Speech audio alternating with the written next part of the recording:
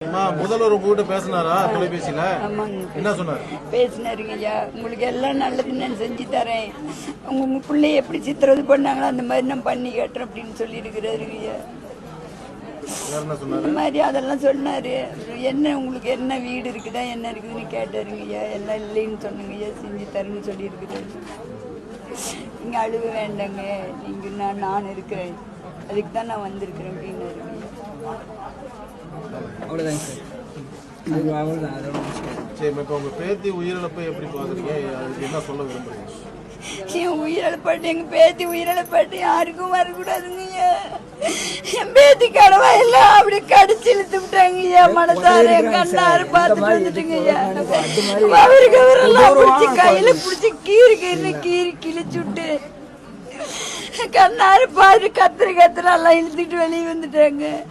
நான் பார்த்துட்டு என் பேத்தி பார்த்துட்டு தான் போஸ்ட்மார்ட்டம் பண்ணுவேன் விடுவேன். எங்க பிள்ளையோ யாரோ தெரியலன்னு சொன்னுங்கய்யா.